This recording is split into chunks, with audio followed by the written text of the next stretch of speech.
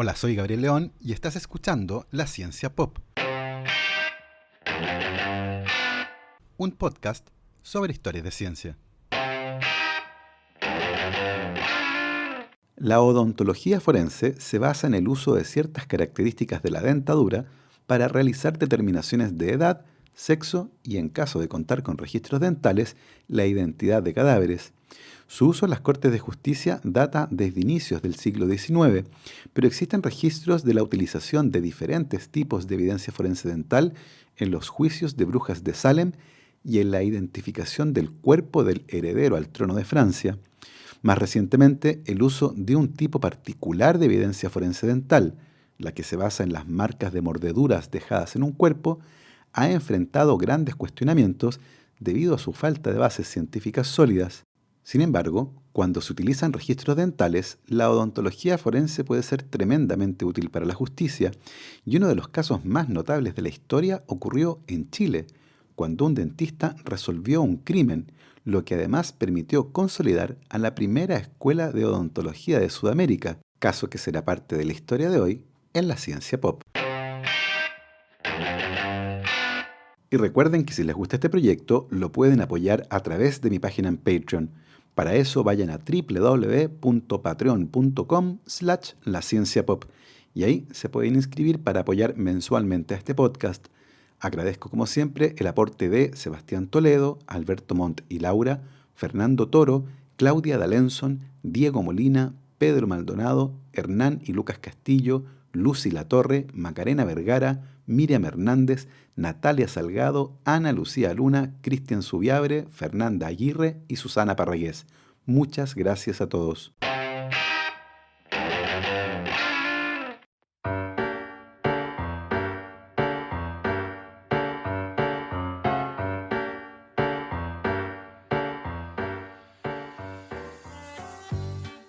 No hay ninguna duda que el rey Luis XVI y su esposa María Antonieta murieron guillotinados durante la Revolución Francesa. Es el destino de su hijo de 10 años, Luis Carlos, el que durante mucho tiempo fue un verdadero misterio. Después de la muerte de Luis XVI, el 21 de enero de 1793, su esposa María Antonieta y sus hijos María Teresa y Luis Carlos, convertido en el rey sin corona Luis XVII luego de la muerte de su padre, fueron encarcelados en la misma celda hasta el 3 de julio de 1793, cuando los guardias llegaron durante la noche para sacar al pequeño Luis Carlos. El niño fue llevado a una celda aparte y vivió a partir de ese momento en el más completo abandono, siendo además golpeado y torturado de manera constante por sus carceleros. El registro oficial indica que Luis Carlos murió en prisión a la edad de 10 años, el 8 de junio de 1795, muy probablemente de tuberculosis. El médico Philippe Jean Pelletan realizó la autopsia, la que reveló el paupérrimo estado de salud del niño, que estaba desnutrido y mostraba cicatrices que evidenciaban el maltrato físico que había sufrido. Siguiendo una vieja tradición, el médico removió el corazón del niño para preservarlo y se lo llevó a su casa, donde lo almacenó en un frasco de vidrio relleno con alcohol. El 10 de junio de 1795, 2 días después de su muerte, el cuerpo de Luis Carlos fue enterrado en el cementerio de Santa Margarita en París, en una tumba sin lápida. Sin embargo, no todos aceptaron la versión oficial. Los rumores decían que el heredero al trono había sido reemplazado por otro niño y que Luis Carlos había huido a algún lugar seguro.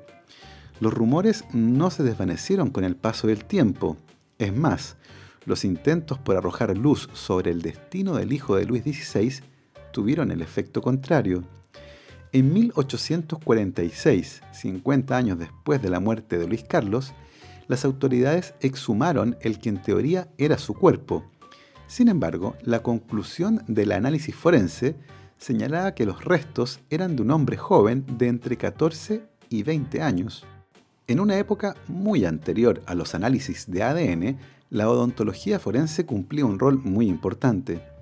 Esta área de la ciencia forense permite extraer información relevante a partir de las características de la dentadura, cuyo análisis puede, con diferentes grados de precisión, sugerir la edad, sexo y, dependiendo de la información adicional disponible, la identidad de una persona. Por ejemplo, en caso de existir registros dentales, es posible contrastar la información de esos registros con la evidencia forense que se encuentre. En el caso de los restos desenterrados en París en 1846, el análisis forense mostró que pertenecían a un hombre joven, cuyas muelas del juicio ya habían emergido y, por lo tanto, tenía una edad que muy probablemente estaba entre los 14 y 20 años, muy lejos de los 10 años que tenía Luis Carlos al momento de morir, lo que sirvió para que las especulaciones con respecto a un posible escape aumentaran.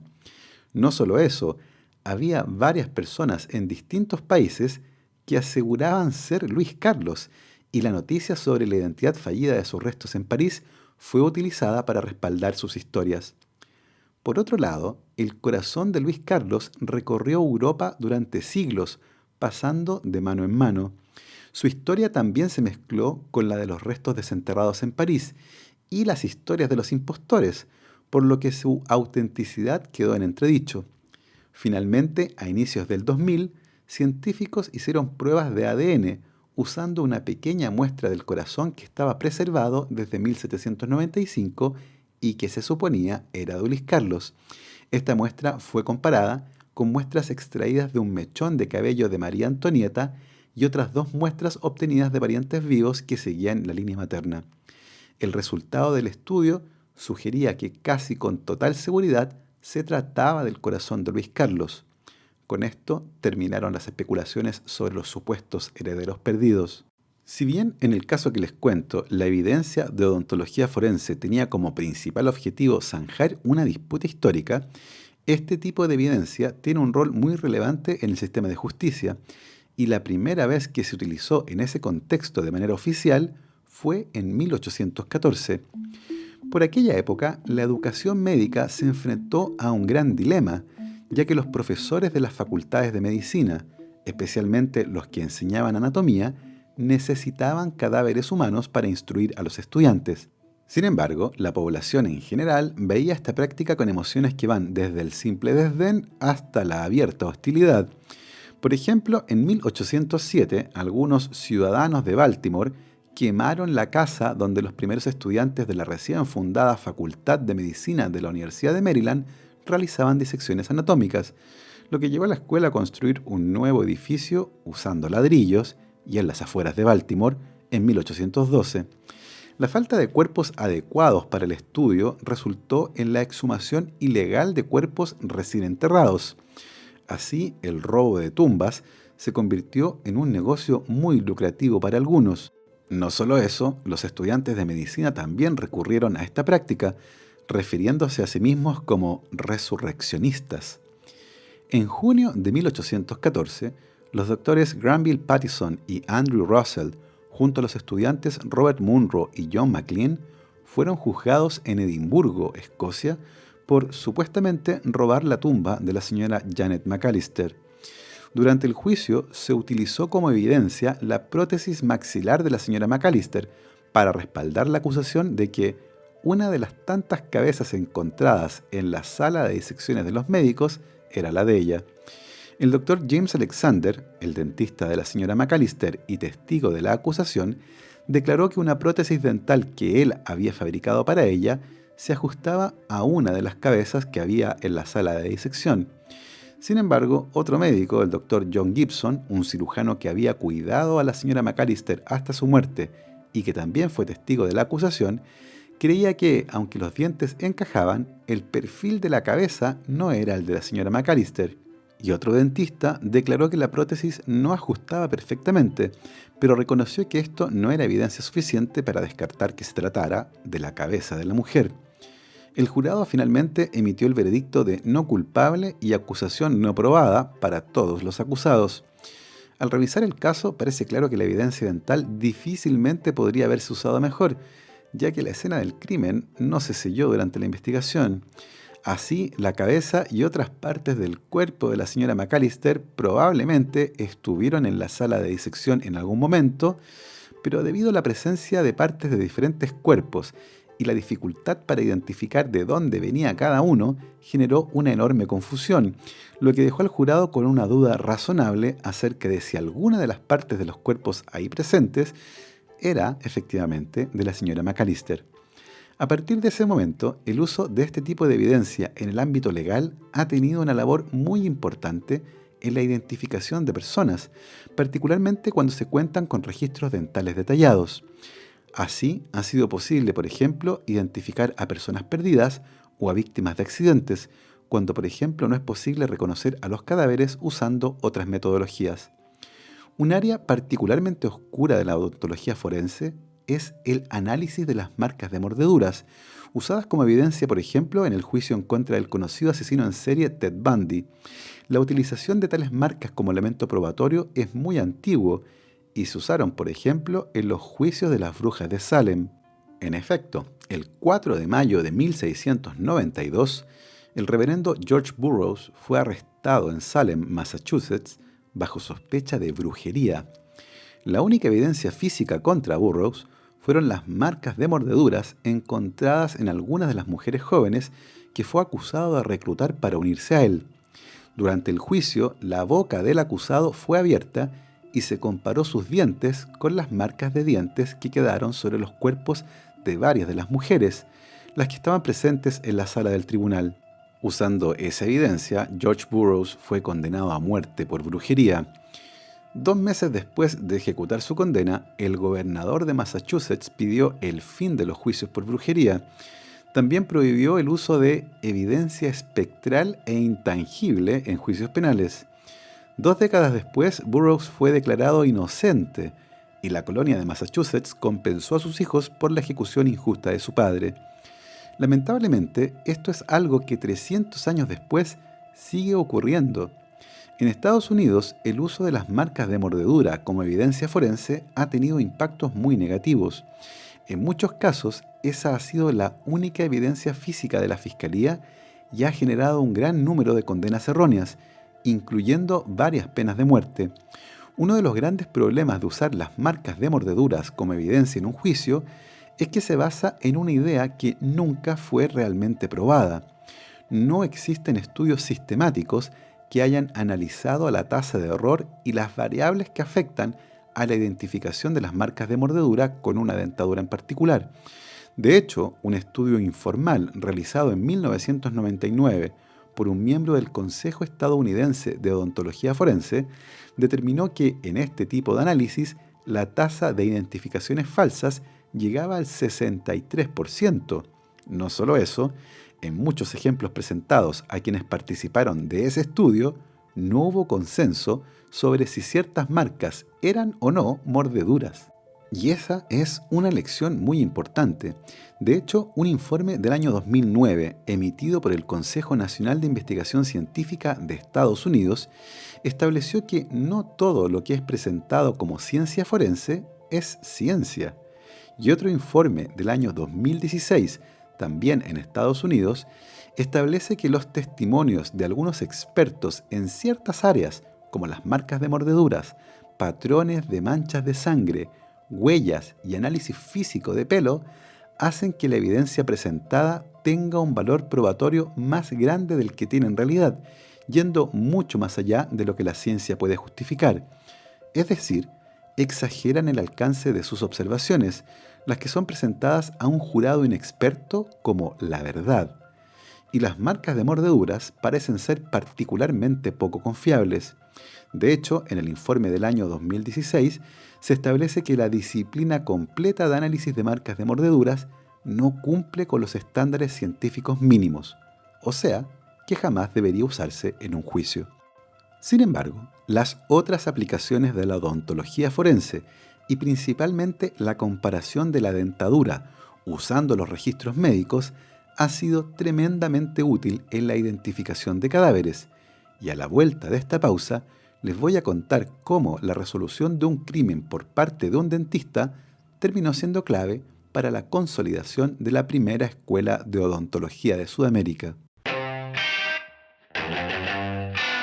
La Ciencia Pop cuenta con el auspicio de Segesta, Gerenciamiento e Inspección Técnica de Obras. Segesta ofrece un servicio personalizado basado en la experiencia en más de 230 proyectos, incluyendo la conducción de procesos de licitación exitosos, supervisión técnica y administrativa de proyectos de construcción y la coordinación de proyectos de arquitectura y construcción, con énfasis en el cumplimiento de estándares técnicos, económicos y plazos. Segesta, gerenciamiento e inspección técnica de alta eficiencia para proyectos de construcción, con más de 2 millones de metros cuadrados de experiencia en los ámbitos de retail, industrial, oficinas, salud, educación e inmobiliario.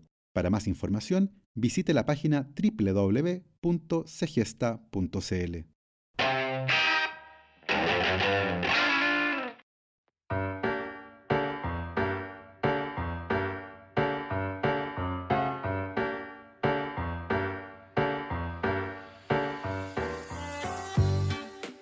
A principios del siglo XX ya existían varios casos bien documentados en los que la odontología forense había permitido esclarecer la identidad de cadáveres, ya sea confirmando o descartando la identidad del fallecido a través de la comparación de la dentadura con los registros dentales. La ausencia o presencia de ciertos dientes, coronas, empastes con metales preciosos, puentes y otro tipo de trabajos dentales podían ayudar a confirmar o descartar la identidad de un cadáver con un gran nivel de certeza. A comienzos del año 1908 hubo un incidente muy lamentable en la localidad de Caleu, ubicada a 68 kilómetros al noroeste de Santiago, la capital de Chile. Un grupo de excursionistas alemanes fue confundido por los habitantes de la zona con los cuatreros que habían cometido varios delitos en la zona. Los excursionistas fueron atacados con armas de fuego y el incidente terminó con 5 de ellos heridos y 1 muerto. Esto generó un grave incidente diplomático entre el Imperio Alemán y el gobierno de Chile, lo que fue seguido de cartas amenazantes dirigidas a la legación del Imperio Alemán en Santiago, el equivalente de la embajada. En aquella época, 4 personas trabajaban en la embajada alemana en Santiago: el ministro plenipotenciario o embajador, el barón Hans von Bodman, el secretario Juan Bernardo von Belzec y Guillermo Beckert, que oficiaba de secretario segundo, todos ellos alemanes. El cuarto trabajador de la embajada era el chileno Ezequiel Tapia, un ex soldado de 25 años que se desempeñaba como portero y mayordomo. Las cartas anónimas que estaban siendo dirigidas a la embajada pedían que se retirara la demanda en contra de los chilenos que habían atacado a los excursionistas alemanes en Caleu, y fueron recibidas durante mucho tiempo. El segundo secretario de la embajada, Guillermo Beckert, se mostraba particularmente afectado por las amenazas, las que eran dirigidas en contra de su vida, y le había contado a varios amigos que sentía mucho temor. También había declarado sentirse enfermo, que al esforzarse le dolía el pecho, y le había pedido a uno de sus amigos que si algo malo le llegaba a pasar, que por favor se casara con su viuda para que ella no quedara desamparada. Guillermo Beckert había nacido en la ciudad alemana de Nuremberg, en la que vivió hasta los 22 años de edad, momento en el que huyó de esa ciudad rumbo a París, luego de asesinar a un hombre en un duelo, reto que había emergido para zanjar la disputa por la atención de una mujer, que era la novia del hombre que resultó muerto. En París, Beckert trabajó como vendedor y cajero de una fábrica de abrigos de piel, pero emigró a Uruguay siguiendo los pasos de una mujer española de la que se había enamorado en París. Desde Uruguay llegó a Chile y vivió en la zona sur del país antes de ser contratado como segundo secretario de la Embajada del Imperio Alemán en Chile. Las cartas en contra de la legación alemana y particularmente contra Beckert siguieron llegando durante casi un año, hasta que ocurrió otro incidente. La tarde del viernes 5 de febrero de 1909, un voraz incendio afectó a la casona en la que funcionaba en el segundo piso la Embajada del Imperio Alemán en Chile. A esa hora solo estaba en la embajada el segundo secretario, Guillermo Beckert. El fuego consumió completamente la casona y varias horas después la policía, junto con el embajador, pudo entrar a recorrer lo que quedaba del edificio. A esa altura estaban desaparecidos el segundo secretario Beckert y el portero Tapia. Cerca de las 8 de la noche y luego de recorrer el edificio en ruinas, la policía finalmente encontró un cadáver completamente calcinado. El embajador reconoció los lentes y la cigarrera de plata del segundo secretario Beckert. El hallazgo del cadáver fue seguido por la visita de 2 jueces, varias autoridades de la policía y el ministro de Hacienda del gobierno de Chile. El cuerpo calcinado fue sacado esa noche y llevado a la morgue. A esa altura, el portero Ezequiel Tapia seguía desaparecido. Lo último que sabían de él era que el día del incendio por la mañana, el secretario Beckert le había pasado 60 pesos para que hiciera algunas compras. Luego de eso, nadie lo había visto. A la mañana siguiente, el sábado 6 de febrero, el cuerpo calcinado fue examinado por 2 médicos en presencia de un juez. Se determinó que el cadáver tenía consigo varias pertenencias de Guillermo Beckert, incluyendo una argolla de matrimonio en la que en su interior tenía la inscripción NL 13399. Se refería al nombre de su esposa, Natalia López, y su fecha de matrimonio, el 13 de marzo de 1899. También se identificó su cigarrera de plata, lentes con cadena y las colleras de su camisa. También su ropa fue reconocida por su esposa. Con toda esta evidencia, el cadáver fue identificado como el del segundo secretario Guillermo Beckert. A esa misma hora, la revisión de los escombros en la embajada revelaba que la caja fuerte había sido descerrajada y vaciada, y el embajador confirmó que en ella había al menos 25.000 pesos chilenos, una gran suma de dinero por aquella época.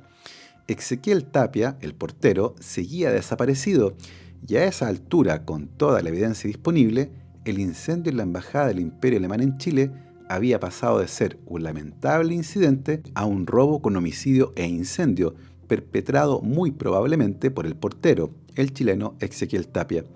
Este hecho tensionó aún más las ya maltrechas relaciones entre el Imperio Alemán y el gobierno de Chile y amenazaba con generar un incidente diplomático de proporciones. La tarde del sábado 6 de febrero, el cuerpo calcinado fue sacado de la morgue en un lujoso ataúd y transportado en una carroza fúnebre tirada por 4 caballos hasta la casa del segundo secretario Beckert, donde fue velado por su familia. El juez que llevaba la causa, que a esa altura estaba siendo investigada como un crimen, entrevistó a varias personas, pero una de ellas acudió voluntariamente a prestar declaración.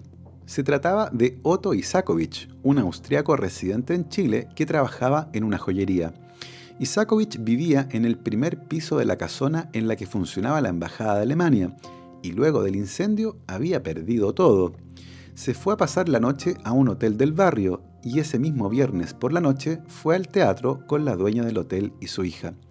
Volvieron pasada la medianoche y al entrar al hotel, Isakovich se devolvió a saludar a alguien que conocía desde hace mucho tiempo, el segundo secretario Beckert. Isakovich desconocía que a Beckert se le había dado por muerto y se acercó para preguntarle por los detalles del incendio. Le habló en alemán, pero Beckert le contestó en castellano. «No le conozco a usted», le dijo, y subió a un carruaje que lo esperaba frente al hotel. Según la declaración de Isakovich, quien compartió una casa con Beckert por un año y lo conocía muy bien, se trataba, sin lugar a dudas, del segundo secretario Guillermo Beckert. En vista de esta declaración, el juez ordenó detener el funeral y practicar una segunda autopsia. Esta vez participarían 5 médicos, 2 alemanes y 3 chilenos, el juez y las esposas de Beckert y Tapia, el portero chileno de la embajada que todavía estaba desaparecido. Además, se consideraría un detalle aportado por la esposa de Tapia. A su marido no le faltaba ningún diente y solo tenía una carie. A Beckert le habían sacado varias muelas y tenían pastes de oro y platino. La autopsia consideró que todos los efectos personales del cadáver, lentes, cigarrera, argolla de matrimonio, colleras y ropa, pertenecían, en efecto, al segundo secretario Beckert. El examen del cráneo no fue definitivo. El estado en el que había quedado dificultaba muchísimo una identificación de cualquier característica distintiva, y luego de un rato se desistió de proseguir con el análisis. El cuerpo fue puesto nuevamente en su ataúd y llevado con gran pompa a una iglesia para la ceremonia fúnebre. Luego de la ceremonia, el cortejo se dirigió al cementerio general, pero el cadáver dentro del ataúd no iba completo. El juez que llevaba la causa determinó que el dentista chileno Germán Valenzuela examinara la dentadura del cadáver, por lo que la cabeza fue separada del resto del cuerpo para ser examinada con gran detalle. Germán Valenzuela era médico formado en Chile, pero había manifestado gran interés por las enfermedades orales, por lo que fue enviado a estudiar odontología a Francia, titulándose como cirujano dentista en París en 1898. Volvió a Chile y se hizo cargo de la escuela dental, que funcionaba al alero de la Facultad de Medicina de la Universidad de Chile. Con autorización del juez, el dentista Valenzuela llevó el cráneo al despacho del dentista que había atendido a Beckert para conseguir una copia de su historial dental. Efectivamente, constaba que a Beckert le habían extraído 5 piezas dentales y le habían efectuado 4 empastes con oro y 4 con platino, además de una corona. Con estos antecedentes, Valenzuela fue a su casa y se encerró a examinar el cráneo calcinado. El examen reveló varios antecedentes importantes. En primer lugar, el cráneo examinado tenía las 32 piezas dentales en perfecto estado. No solo eso, por el nivel de desgaste, Valenzuela determinó que se trataba de la dentadura de una persona joven, no mayor de 30 años, y el secretario Beckert tenía 38. Valenzuela notó en su informe que la dentadura examinada no mostraba ninguna evidencia de haber sido intervenida por un profesional. No había evidencia de tapaduras o coronas y tampoco coincidía con el registro de extracciones de Beckert. El informe de Valenzuela entregado al juez que llevaba la causa fue categórico. El cadáver hallado en la embajada alemana no pertenecía a Beckert. El asesinado era el chileno Ezequiel Tapia, cuya dentadura descrita por su viuda calzaba con la del cadáver. Era el cuerpo de Tapia el que tuvo funeral de Estado. Beckert había huido con el dinero de la embajada. Rápidamente se emitió una orden de captura en contra del alemán, que fue detenido en el sur de Chile cuando intentaba cruzar la frontera hacia Argentina. Se había afeitado el bigote y viajaba con parte del dinero robado. Beckert aparentemente había planeado el crimen desde hace mucho tiempo, y 4 meses antes del incendio había entregado 2 cartas que debían ser abiertas en caso de que algo malo le pasara. En esas cartas manifestaba su temor a que algo malo le ocurriera y describía las amenazas recibidas por parte de ciudadanos chilenos. Se determinó que Beckert había robado en total la suma de 250.000 pesos chilenos de aquella época, una pequeña fortuna. El gobierno alemán le ordenó al embajador que entregara al criminal a la justicia chilena, ya que técnicamente el crimen había ocurrido en territorio alemán, por tratarse de la embajada. El juicio duró casi un año y Beckert fue encontrado culpable de homicidio y condenado a muerte, pena que por aquella época todavía se aplicaba en Chile. Fue fusilado el 5 de julio de 1910. Debido al enorme impacto del peritaje realizado por el dentista Germán Valenzuela, que evitó un conflicto diplomático de marca mayor con el Imperio Alemán, el presidente de Chile, Pedro Montt, lo invitó a una reunión en la Casa de Gobierno en la que, en agradecimiento por sus servicios, le ofreció lo que él quisiera. Germán Valenzuela no lo dudó, sacó los planos que llevaba consigo y le pidió que el Estado se hiciera cargo de la construcción de un nuevo y moderno edificio para la Escuela de Odontología de la Universidad de Chile, algo que tanta falta le hacía al país. Ese edificio fue inaugurado el 10 de septiembre de 1911 y Germán Valenzuela se convirtió en su primer director. De esta forma, la escuela de odontología más antigua de Sudamérica, la de la Universidad de Chile, se consolidó y la carrera fue reestructurada, mejorando la formación de los futuros dentistas. Y todo gracias al ingenio, la inteligencia y la perseverancia de Germán Valenzuela y su tremendo análisis de odontología forense. Esa ha sido la historia de esta semana. Espero que les haya gustado.